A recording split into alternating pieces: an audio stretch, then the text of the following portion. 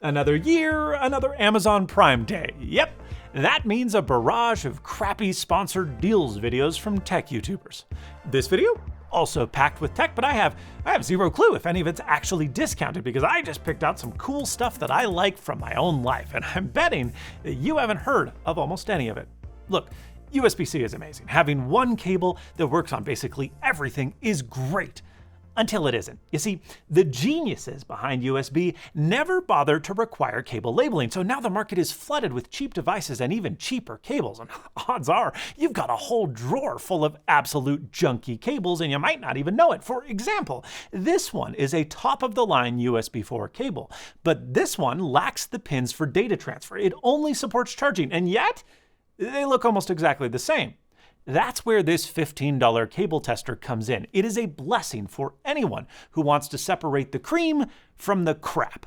Plug one end of your USB cable in, be it A or C, and then plug the other end into the opposite side of the board. This thing supports basically every connector from the last 20 years, even Apple's Lightning. Now, once plugged, you flip the switch, and a row of LEDs will light up to show you which pins are actually connected. And with the included cheat sheet, well, you can tell if your cable is just for charging, stuck at slow USB 2.0 speeds, or if it actually supports USB 3. Powered by a single coin cell battery, it's simple, it's cheap, and it works great. But there's a catch. It can't tell you which generation of USB 3 you've got, or if your cable supports USB 4, or if there is support for DisplayPort or other alternate modes, or what power that it can provide via power delivery, the amount of wattage it can handle. After all, these cables are a lot more than just simple copper. That is where this comes in, the CaberQ BLE, a meter powered over USB-C that prompts you to plug a cable into both sides. Once your cable's inserted, it runs through a whole test flow. First, it tries to talk to the cable's e-marker chip, which is supposed to tell you everything. The max current, voltage, data speeds, Thunderbolt, DisplayPort, the works. But here's where things get interesting. The CaberQ doesn't just trust what the e-marker chip tells it. Instead, it performs its own physical measurements of pin connectivity and resistance across the cable's critical pathways. By measuring the actual resistance of the V-bus power lines, it can calculate the real current carrying capacity and determine whether the cable can handle 60 watts, 100 watts, or the full 240 watts of the USB PD 3.1 spec. And for data transmission, well, it checks continuity on those high-speed differential pairs to verify if the cable can actually support the claimed 40 gigabits per second USB 4 speeds, or if it's limited to something a little bit slower. This dual approach, displaying the e-marker data while also independently validating its hardware, is what makes the CaberQ so effective at catching fraudulent cables. Too many manufacturers will program their e-marker chips to claim capabilities that their cables simply don't possess, whether due to cost cutting on wire gauge, poor shielding, or missing high data speed pairs entirely. The CaberQ's simple 3-screen interface cuts through the deception, presenting cable health as a percentage, actual maximum power delivery, and real data transmission speeds. No cryptic voltage readings or amperage charts to decipher like you'd find on other expensive USB power meters that assume you have an electrical engineering degree. It's just simple and it works. Now, on a prior gadget video, I talked about one of my favorite portable flashlights. It was one that was small enough to fit on a keychain, but one that absolutely blows away the flashlight built into your phone. A lot of you bought this flashlight, but the thing is, most people who buy flashlights, or spotlights as they're known, are buying the wrong thing. Instead, they'd be better served by a floodlight. Rather than a narrow, focused beam that travels long distances, floodlights excel at spreading out light over a wide projection area in shorter distances. You never want a flashlight inside your house during a power outage or to walk around your campsite at night. You want a floodlight. One of my favorites is the Workhorse FC11. This thing it's frankly not a cutting-edge technological marvel. It uses an old FET-based driver, not a linear one, and is thus PWM. If you're not a nerd, and that made no sense to you, what this means is that the flashlight will decrease its brightness output as the battery level decreases inside the flashlight itself, and as the circuitry inside the flashlight gets hotter, which it will because it's so small. But for about $25, you'd be hard-pressed to find a better, brighter floodlight than this. It easily illuminates a room with a nice wide light spread, and other than a slightly green tint, makes for very pleasing light output. The thing charges over USB-C, it lasts dozens and dozens of hours on a charge, and it has a magnetic tail cap so you can stick it to anything metal. My one complaint is that while small, it's not tiny. Luckily, you can fix this because the barrel completely disassembles, and you can replace the default 18650 lithium-ion cell with a half-height 18350 battery and corresponding short tube. Now, for just a few dollars more, you have a flashlight that is truly tiny with impressive light output to boot. This is a combo at a price that's hard to beat, but I warn you, it is the perfect gateway drug into owning way more flashlights than any reasonable person should. So proceed with caution. You've got your cool gadgets, your slick setup, but it's all covered in a fine layer of dust and despair. Let's fix that with today's sponsor, Roborock. You have seen the flagship Saros Z70 on this channel before. You know, the one with the wild robotic arm that can pick up your slippers? Well, meet the Saros 10R. It ditches the item-grabbing arm, but keeps almost every other flagship feature in a ridiculously competent package. First off, it's just over 3 inches tall, so it gets underneath furniture that most robot vacuums can only dream of. And that's thanks to a 3D time-of-flight sensor suite and RGB camera instead of the usual spinning laser puck.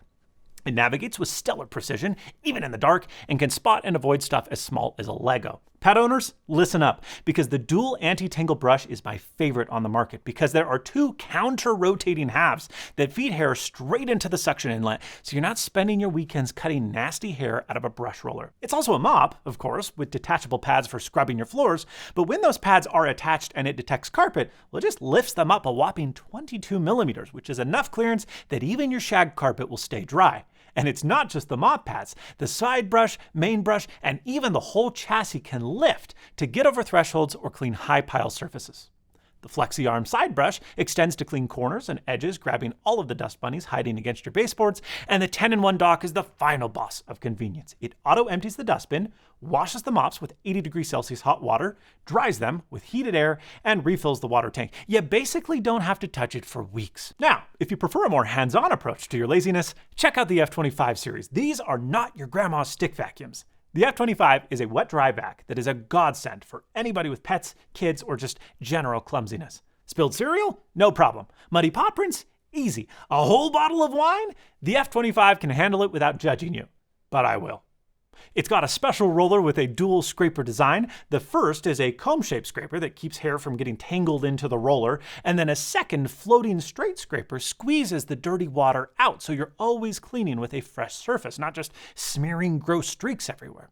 The F25 can lay completely flat to get under your couch, and the low-mounted clean water tank gives it a great center of gravity so it doesn't feel like you're wrestling a small, alligator. Now, when you're done, it has a quiet drying feature and self-cleaning feature. It's not going to sound like a jet engine inside your utility closet. The F25 has a smart dirt detection system and auto-adjusts the cleaning power, while the less expensive F25 RT skips all of that for its lower price. These are always a great deal, but they're an even better one this week for Prime Week. Use my links in the video description to save for a limited time. I've been into high-end audio gear for about 15 years now, and there are 2 things that you should learn right away that a lot of audiophiles just never figure out. Number 1, diminishing returns, they are real. The more you spend, the less you get. And number 2, value? Air 404, not found. Most of the price tag is just profit margin, just because. At least, well, that's how it used to be, until China started making gear that measured just as well for a fraction of the price. Welcome, my friend, to the world of chi-fi, where value is actually a thing, especially on the low end. And one of the best examples of this, the Keyfine Clean. From the moment you open the box of these things, you know that this is an inner monitor that's all steak, no sizzle, because the packaging is plain. There is no wasted money on flashy boxes or useless extras destined for the trash. No, you get exactly what matters. A surprisingly nice, hard-carrying case, a super basic but sturdy cable, and some truly unremarkable, frankly uncomfortable silicone tips in 3 sizes. And that's it. So why did we buy this? Oh, yeah, the sound quality. It is way better than the wireless buds that you're probably used to. The Clean has a balanced yet slightly bass-leaning signature.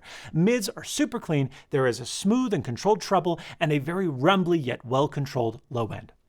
The nozzle barrel is really my only complaint. It's a bit chunky, so if you've got small ear canals like me, the fit might be a bit tight, but overall comfort is frankly pretty decent, and the solid metal build feels premium. Technical performance is impressive for the price. You get good resolution, detail, and imaging, so it works with basically every genre. But if you do want to tweak the sound, I haven't yet. Keyfind does include a second pair of black nozzles that shift the signature. Less bass, more mids, and lower treble. Bottom line, these things are an insane value. Step up if you are a budget-conscious hi-fi guy, or if you're a bud-curious newcomer that's just ready to experience what you've been missing. They're fantastic. Few things are more fun than building something yourself. If you or your kids want to dip your toe into soldering, this retro game handheld kit is a perfect, cheap starter project. Inside the box, you get a PCB with an 8051 microcontroller, there's some pre-cut acrylic, and then there's about a dozen through-hole components. The assembly manual that's included to put this all together is actually really great, detailed, illustrated, and it walks you through the basics of making a good solder joint, step by step. The components have big, heat-resistant leads, so they're super forgiving if you mess up, which makes it perfect as a project for beginners or those looking to practice some soldering in a fun way. And then after about an hour's worth of work, you're rewarded with a surprisingly entertaining LED handheld. The 128-pixel display, yes, you heard that right, runs Tetris, Snake, Space Invaders, and a couple of other classics, all in a sturdy enclosure with decent button feel. You can power it over micro USB or with 3 AAA batteries. Did you think we were done talking about USB-C charging? Ha! You fool! Lots of modern cars now have USB-C ports scattered all over the cabin. My wife's Kia EV9 and my Rivian R1S certainly have them everywhere. But here's the catch.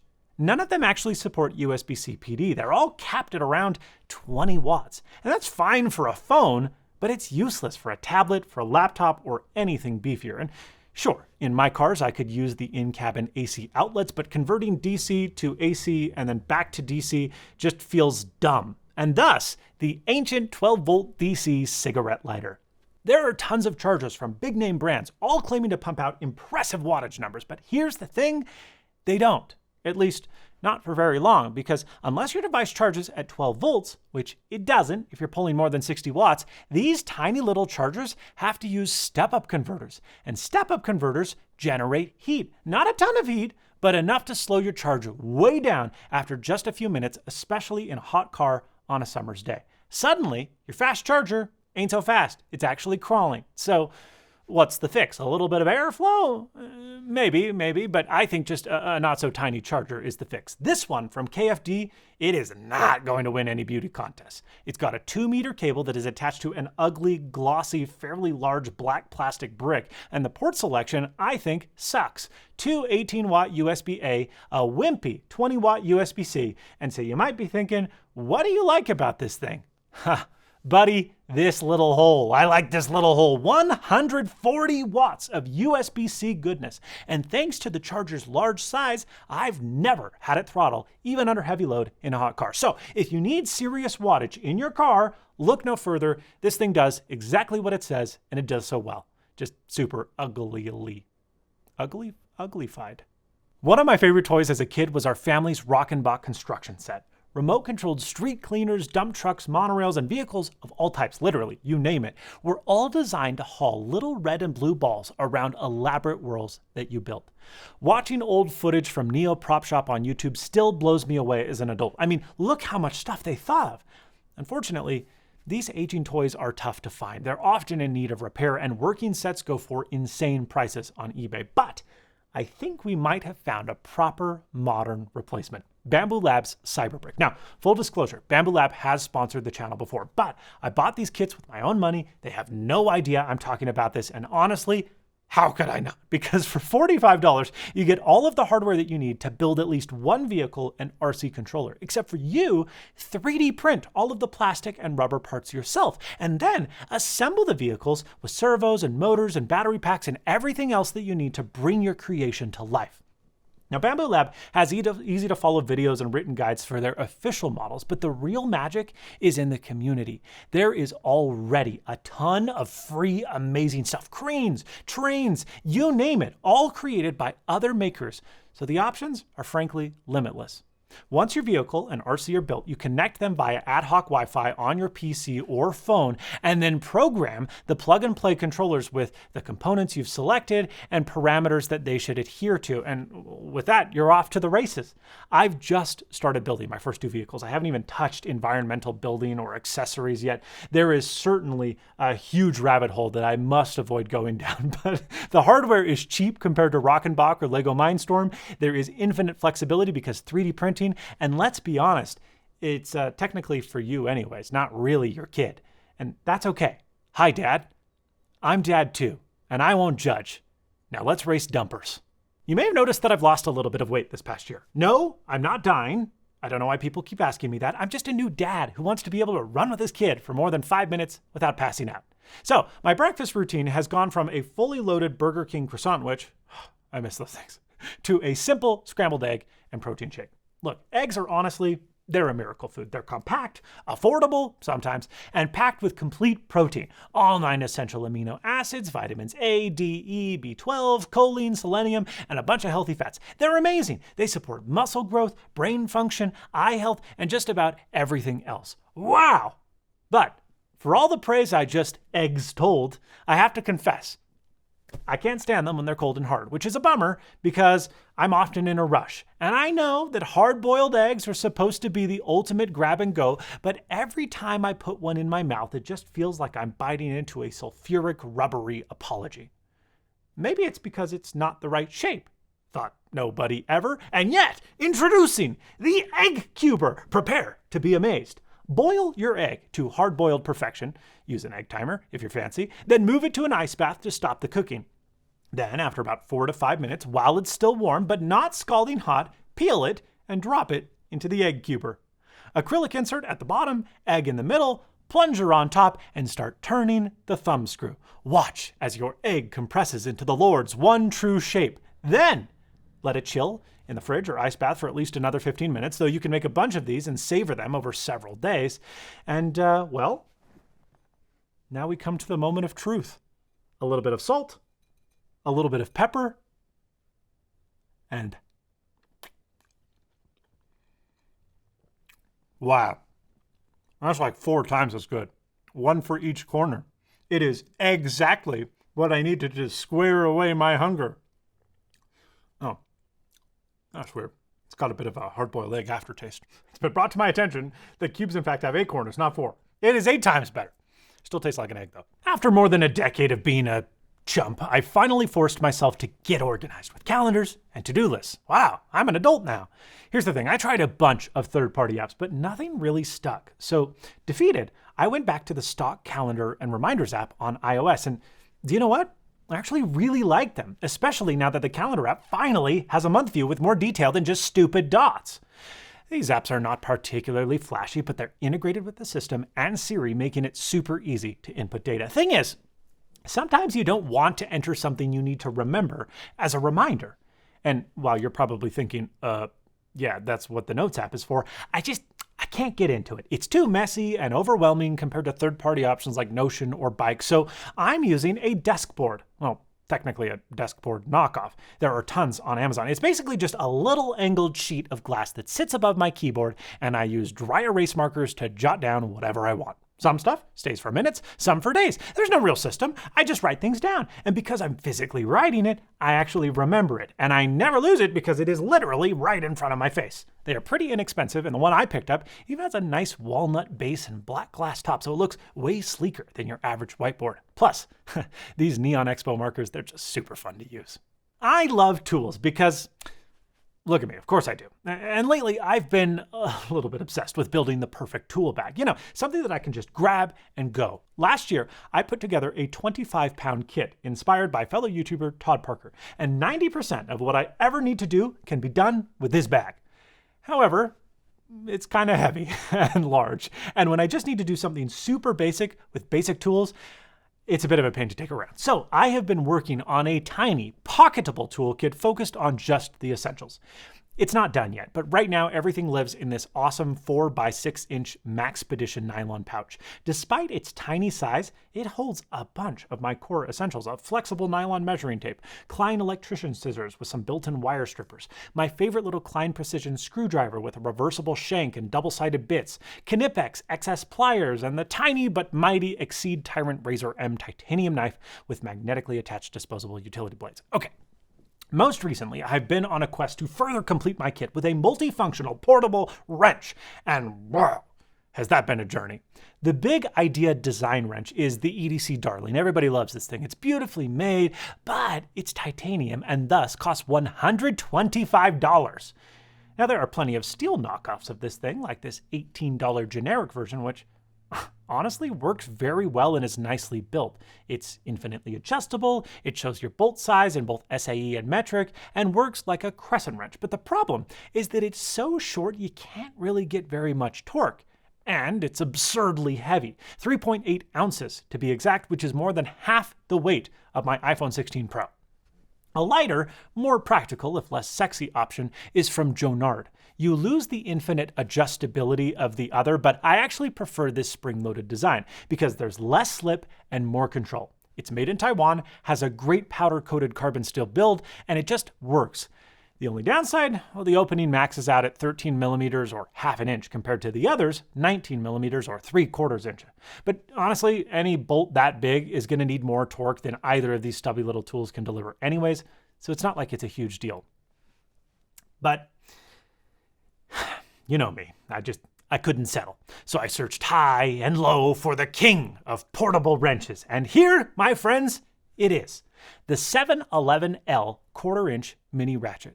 This thing is like 850 tools in one, and I'm not joking. It is a ratcheting screwdriver. It is a ratcheting socket wrench. It's a right angle wrench, or any angle you want. You can attach a socket to the handle instead of the ratchet for easy single-handed operation, and with the included extension, you can reach deeper, or you can remove it, line up the red dot with the laser markings, and it slips all the way through to give you a T-handle. But wait, there's more! I've paired it with these impact-rated Vaco sockets. They look like Klein knockoffs, but they're not. Klein actually owns Vaco, makes them in the same factory, and charges 30% less money. And in my opinion, they're actually better because the numbers are large and well-defined, and the included handle lets you insert the shank at any length you want. Anyways, goodbye handle, we don't need this. We just need the shaft and the sockets because not only can we use the sockets on any end of the wrench, but we can even use the included shank as leverage, giving us, in effect, a full-size wrench. This thing is amazing, I love it, and I will be buried with it. Good day, sir. I've talked about the Playdate on this channel a couple of times before, and let's be real, on paper, it is a terrible value. This is a game console with a 1-bit monochrome screen, no backlight, so in order to see anything, you have to front light it yourself with a light or the sun. There's just 16 megabytes, yes, megabytes of RAM, and it's all powered by a $10 chip. What's the price? $220. What? You can get a Nintendo Switch Lite, which is not a good deal, for less money. You can get literally half of the way to a Switch 2. And yet, for as much as I love my Switch 2, I actually think that I've played more of the Playdate in the last month thanks to Season 2. Here's how it works. When you buy a Playdate, you get the first season of games. There's 24 of them. They're all included with the cost of the console. Some are simple, some are complex, some are long, some are short, but they're all pretty good, and a few are genuinely fantastic. I played a ton of Season 1 when I first got my Playdate over 3 years ago. But then the season ended, and Panic opened up a game store with individual titles available for sale. And honestly, I stopped playing it. Not because the games were bad, but because I just had to shop for them. I had to read reviews and buy them. It became basically like any other game console. But then Panic announced Season 2. For $39, you get 12 games that automatically download to your Playdate in pairs, once a week for 6 weeks. A little purple LED flashes once weekly to let you know that you've got new games. They're already downloaded, and you unwrap them like they're a present. Boom. They're yours. No research, no reviews, just games. And the variety is wild. Auto's Galactic Groove is a music game in the same vein of Trombone Champ, where you use the crank to hit notes. Dig Dig Dino is a super chill puzzle game where you uncover fossils. Great when watching TV. And Tiny Turnip is a mashup of Karen and Celeste, where you navigate tricky levels as a turnip with arms that rock climbs.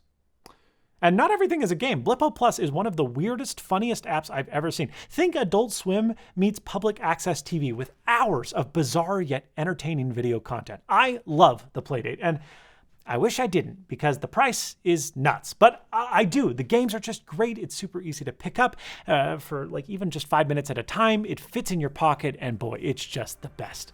And you're the best for watching this video. Please get subscribed if you're not already. Comment down below which gadget is the neatest to you.